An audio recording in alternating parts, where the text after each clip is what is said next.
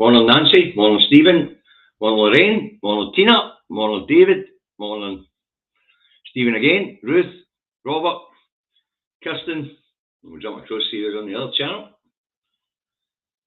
Morning Stuart, morning Ali, morning Tammy, morning Big John, morning Lenny, morning Alistair, morning Janice, morning Alison, Big Ray, Fiona, Stuthers, where we at, nearly there, John, Jim, Hammy.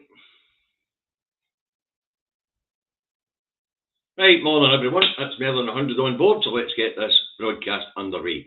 It's Indy Truck Davey out the truck and at home in his office in Salisbury, North Lanarkshire, where it is overcast, dry at the moment, 11 degrees, but there's a wee wind blowing, so it feels like 8.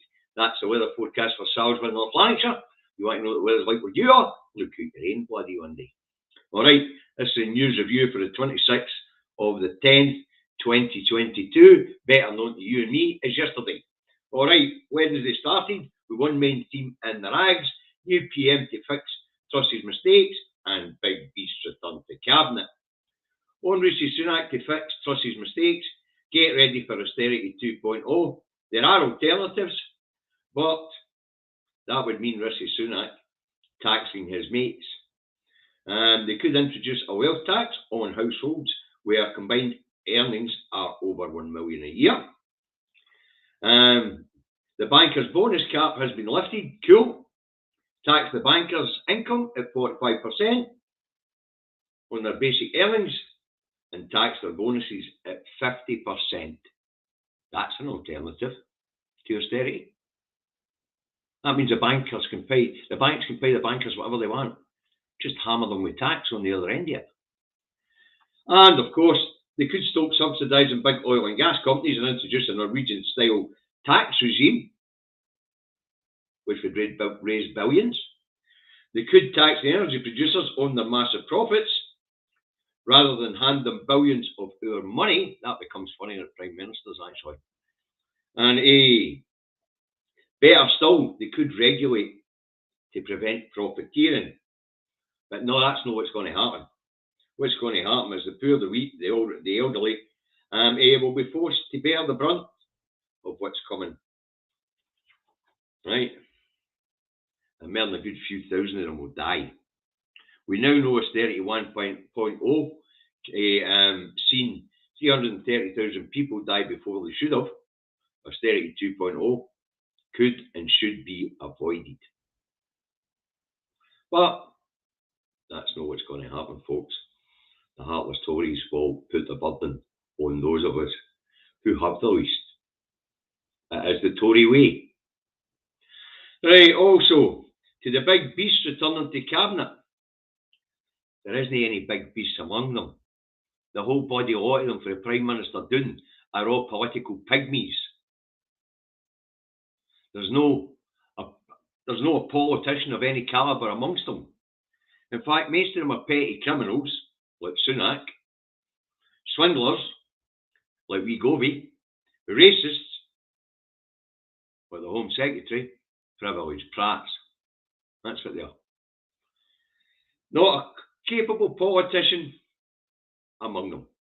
So the headline, big beasts return to cabinet. What big beasts? They're all political pygmies. Wow. Moving on, Wednesday started here in Scotland on speculation of where the axe will fall, as John Swinney has warned, with high wage demands in the public sector and the dwindling budget due to high running costs and the impact of inflation. And the energy crisis sees the Scottish budget dwindle, and the demand for high wages in the public sector means that the axe is going to fall. Scotland's on a fixed budget. Alright, anyway, on Tuesday it's the police. Right. Apparently the 101 non-emergency line may have to go, and 4,500 police officers and backroom staff may have to go because of budgetary pressures. The Scottish Government have said the priorities to protect the NHS, so cuts right across the rest of the public sector are inevitable. Alright, and this morning, the Pravda had moved on to the Fire and Rescue Service to see how the cuts will affect them. Now, they're setting up the narrative that it's the Scottish Government spending choices, and it is to a small degree. But the Scottish Government are having to make these spending choices because they don't have the full fiscal levers of independence. They don't have borrowing power.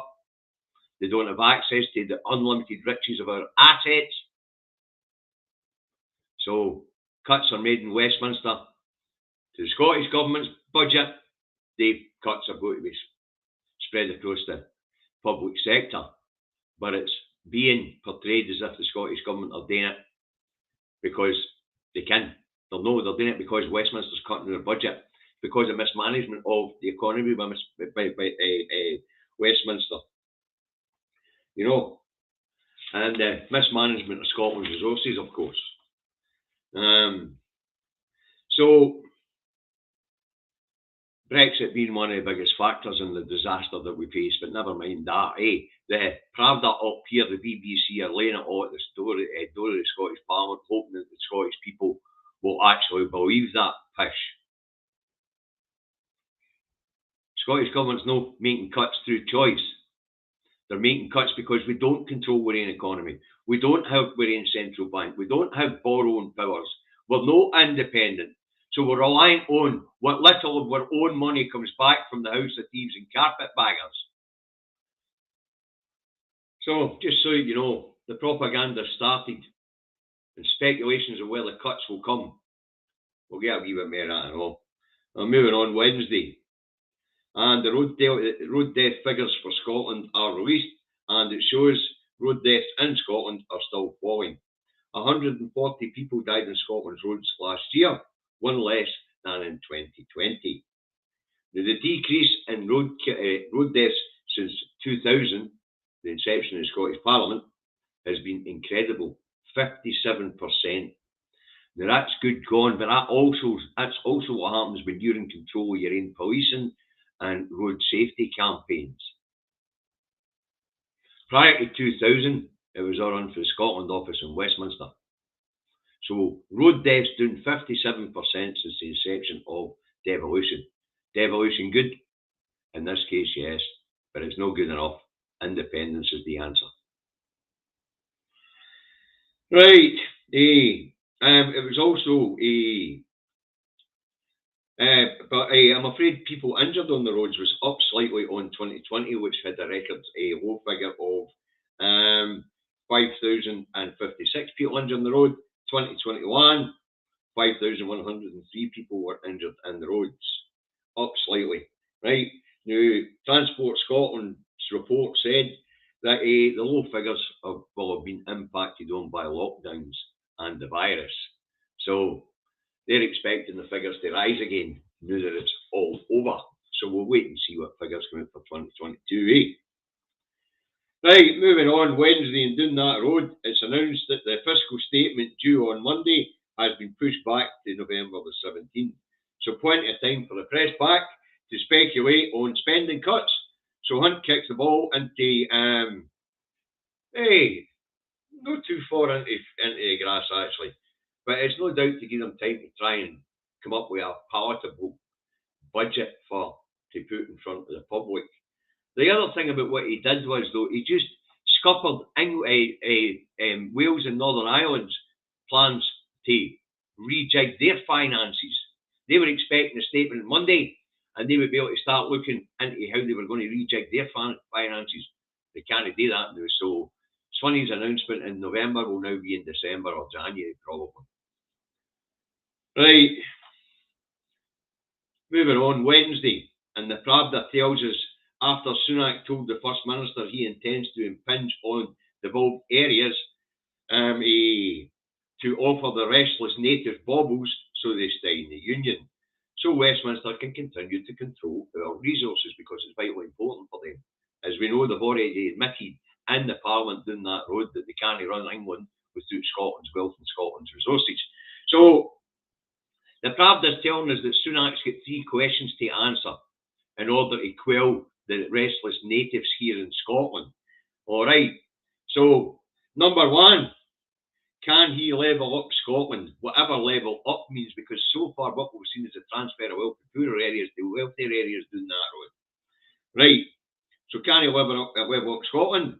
Can he offer the right baubles while undermining the powers of the Scottish Parliament? Number 2, can he avoid imposing further austerity on Scotland? That's what the BBC think he'd need to do to quell the restless natives. Only implement austerity in England and Wales. So he's going to be able to level up, offer baubles that would attract us away from independence. He's going to no impose austerity 2.0 in Scotland. And the last one, can he continue to deny Scottish democracy? In other words, can he fight off calls for a referendum in Scotland? So that's the 3. Can he level up, offer baubles, but while undermining our Parliament? Can he avoid implementing austerity in Scotland while implementing it in Wales and Northern Ireland? And can he continue to deny our democracy? That's what Pravda thinks he's going to have to do up here. So that's the BBC's take on it. If Sunak offers the right baubles while undermining our devolved Parliament, and he can avoid imposing austerity 2.0 in Scotland, then we're all going to give up in independence, apparently.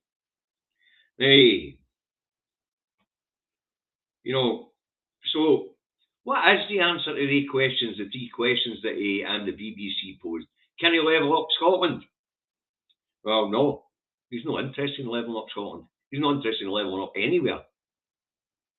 Wow. Can he avoid putting austerity 2.0 on the people of Scotland? Of course he could. Would the people of England and Wales stand for it? No chance. So austerity 2.0 is coming here and all.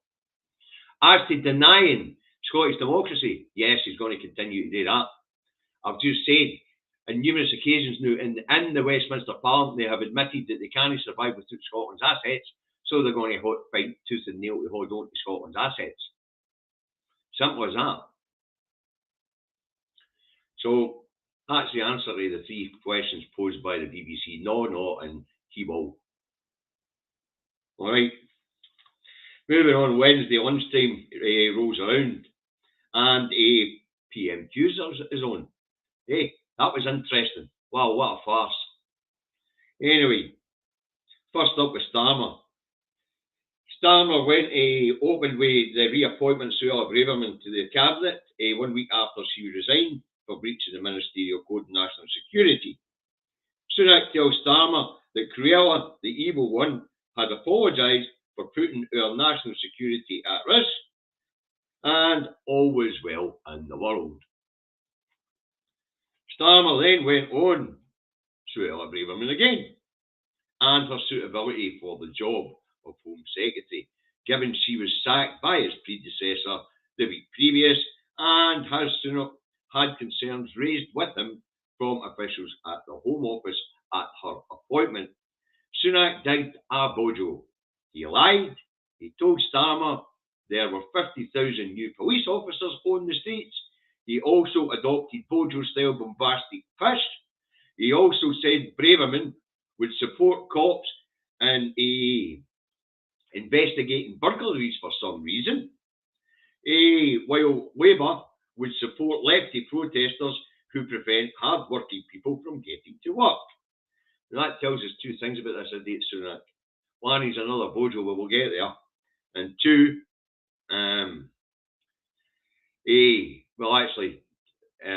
we'll get to the other bojo, but number 1 was he was having a go at the trade unions, especially the RMT, and he was warning them that he's not giving in to them. He's coming for them. And he's probably going to legislate to make strikes illegal. Right? And the other thing he was telling us is that our rights to protest are under threat.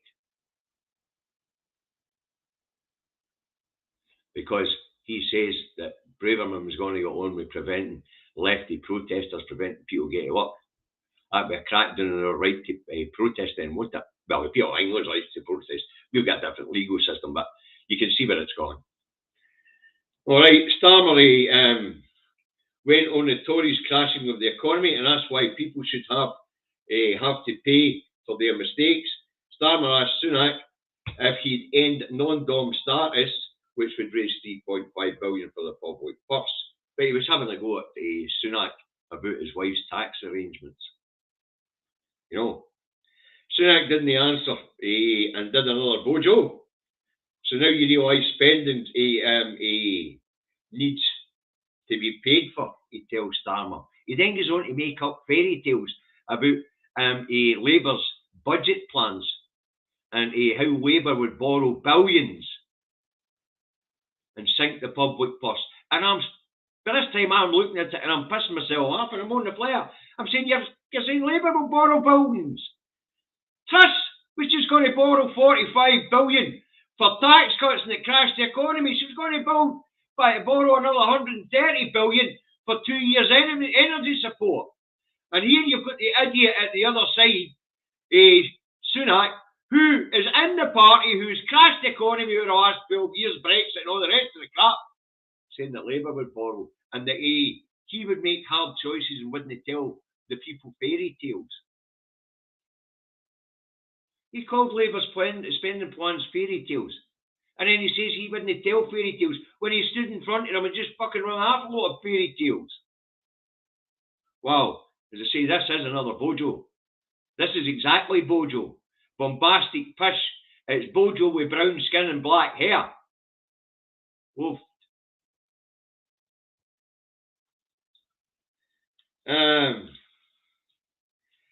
Starmer then went on Sunak's boast about moving money from deprived areas into rich areas during hustings.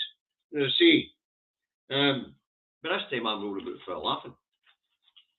I've got images of Bojo painted up brown, with his hair dyed black in front of me, except for the person in front of me looks like Roland Rapp and is skinny. Mental. Oof.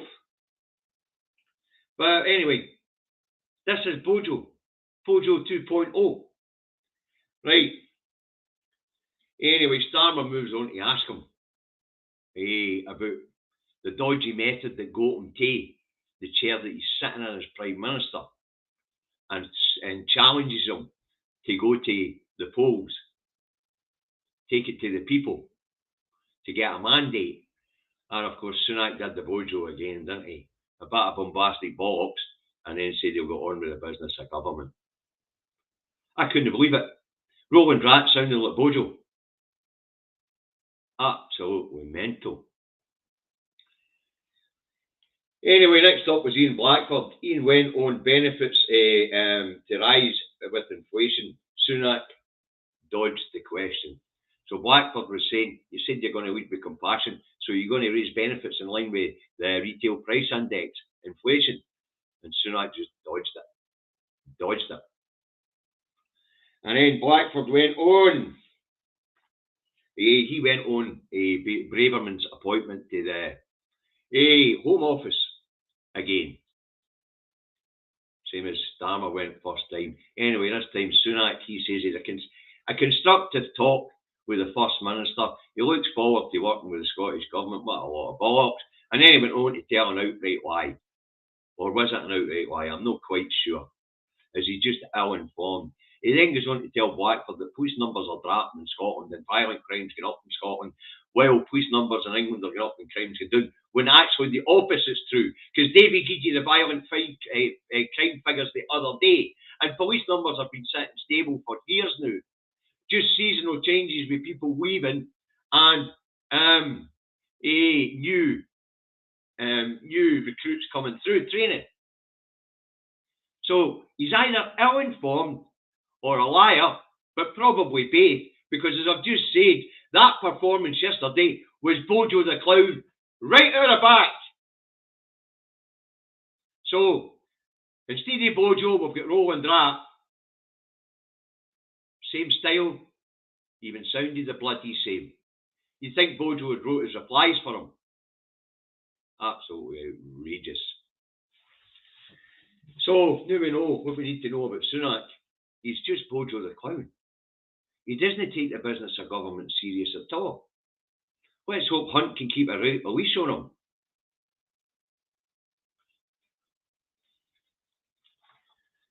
Right. So basically, that was Prime Ministers. It was like watching Bojo being at the dispatch box. Wow.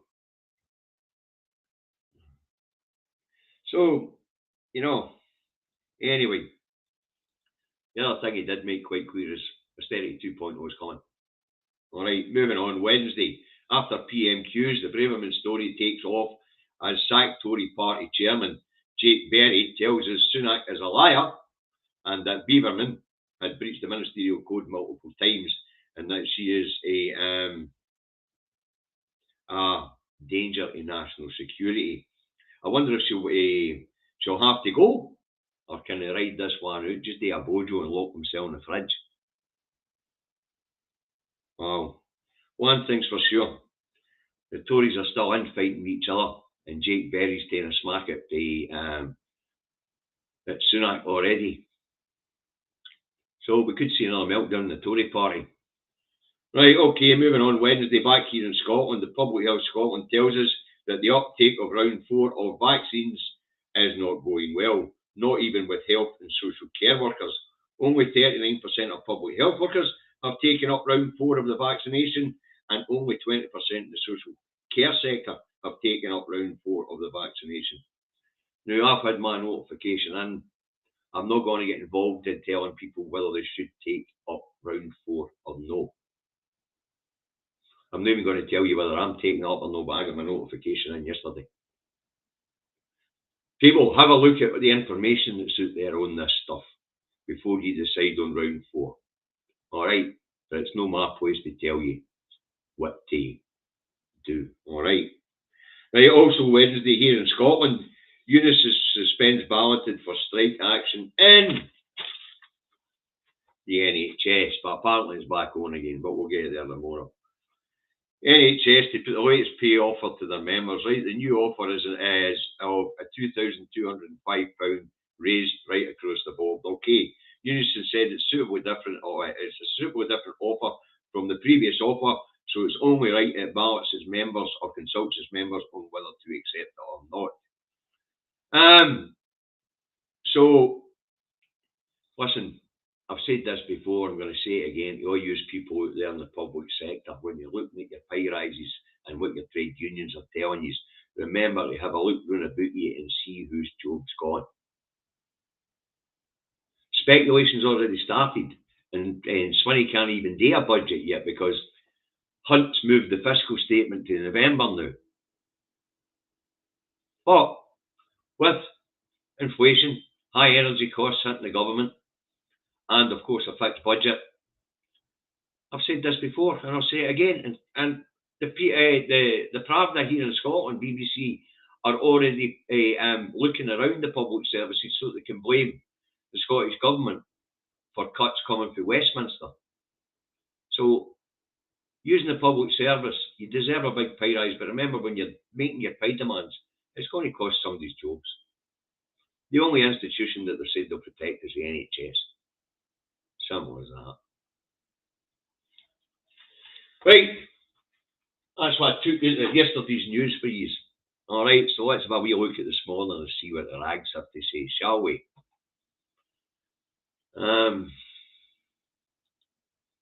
Right, apparently Scotland's papers, growth plan ditched and terrified police cuts. All right, Rishi roars, PM takes swipe at mocking critics during first PMQs.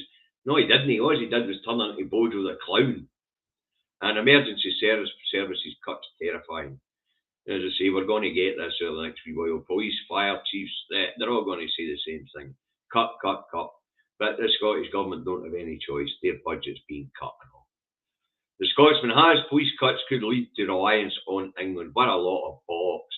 Apparently, if we cut our force, if they're forced to cut the force, because you've got to remember the Scottish Government don't want to do any of this stuff. It's being forced on them because we're no independent. But according to the Scotsman, we'll need to get police officers from England and Wales to come and do the job for us. What a lot of pish. The Looney Rag, the Express has budget cuts could force police to axe 4,500 jobs. Senior officers and terrifying warning to MSPs. Try to wait at the door of the Scottish Government again. But, The Scottish Daily Mail has top brass warrant officers might respond to more serious cases as frontline staff of 101 phone service and firing line over SNP cuts. There are no SNP cuts. This is what I'm talking about, the Pravda and the danger of the Pravda and the MSM. These are not Scottish Government cuts. They're being forced on the people of Scotland because we're not independent, and that shower of shite down there have crashed the economy. So there are no SNP cuts, they're Westminster cuts, which are affecting Scotland because Westminster's full of fucking idiots that don't understand basic economics. The eye has cuts warning as Sunak rips up Trust growth plan. There you go. The first bit of sense there. We have a paper telling us where the cuts are coming from. They're coming from Westminster. The Daily Telegraph, Sunak reconsiders tax rises as budget delay saves 15 billion. Apparently. And King moves to avoid Harry and Andrew headache. Now where's he moving to? A council estate somewhere, hopefully. We can just sell all the royal assets. The Times has join the euro or your EU dream dies, Sturgeon told. What a lot of bollocks. For a start, in order to join the euro, we'd need to bring currency up and running right away. But this is just another scare story. The National has anger over PM's 63,000 bill for private schooling. Sunak urged to send children to state school as he's labelled out of touch multimillionaire. There you go. So he's got the money to send his kids to private schools. Hey, Anna Sarwar does the same thing up here. The Herald has hospital whistleblower double in just 12 months. That's what happens when you put up a line for them to go and tell people what the problems in the services are.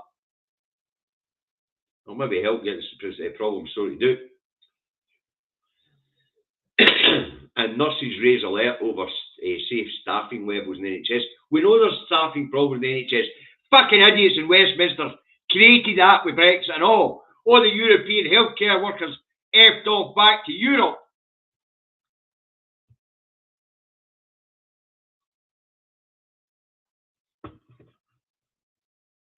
Now, the record has some pastor says women are here to serve men. The Bamport. There's a star. Right, what's the star go for us a day?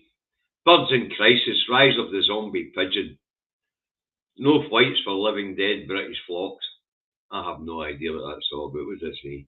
An alarming development from the bird world leads the Daily Star. It claims there has been a rise in so-called zombie pigeons. The paper says these creatures can't fly and instead roam the UK streets by walking in circles with their heads to one side. Obviously some sort of genetic defect going through the pigeon population, folks. There you have it. Right. Now, yesterday was another calamitous day in the House of Thieves and Carpetbaggers. It just seems to be one big psychodrama that never seems to get any better. Turns out Sunak's just Bojo in a different outfit and sleaze and corruption, and he's only been in office one day. Wow, you couldn't make it up. Aye, we know about that, Erwin. It was knocked back. Right.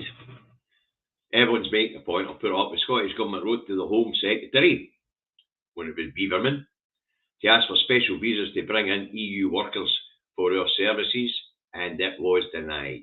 That's because, shut up, Jock, get back in your box. Immigration is something they don't want into Scotland. Why do you think our population bounces along at 5 million while theirs keeps rising? Right, that's my quote for you today, folks. I hope you found it entertaining. I hope you found it informative. And I hope you liked the delivery style and all. Anyway, there is a campaign going on The union side is well up on SNP crap, Scotland shite, too wee, too poor, too stupid stuff. The MSM's full of bollocks, and the lies are still coming thick and fast. So keep your eyes on the prize, learn your how you gonnies, get out there and win hearts and minds. Labour and Tories in Scotland denied defibrillators in Scottish schools, did they, Fiona? What's interesting about the Labour Party in Scotland right now is I haven't heard a peep out of them. Nothing on the MSM that I can see that anybody's said anything of any note. We'll see what the idiot Sarwar's got to see the day at FMQs. Right, as I say, keep your eyes on the prize, learn your how you gonnies, get out and win hearts and minds. Support the independent media. Support Broadcasting Scotland, Independence Live, Indie Live Radio, Caldon Media, Through Radio, and the iScope magazine. Support the national newspaper, support independent bloggers and bloggers. If they have a crowdfunder on the go, then please, if you've got a few quid to share, throw them in the pot. These guys do great work. And as you know, I don't want your money. Don't want your money. If you like what I do, if you like what 2 Davies do, then hit the bell notification icon, subscribe, press like on YouTube. If you like what we do, and share, of course, straight to YouTube to your other platforms. And if you're on Facebook, hit the like button. And remember, folks, they're trying to restrict our audiences. So share as widely as you can across as many platforms as you can. Thank you very much for tuning in. We'll be back tomorrow to do it all again. That'll be FMQs tomorrow. Bye for now.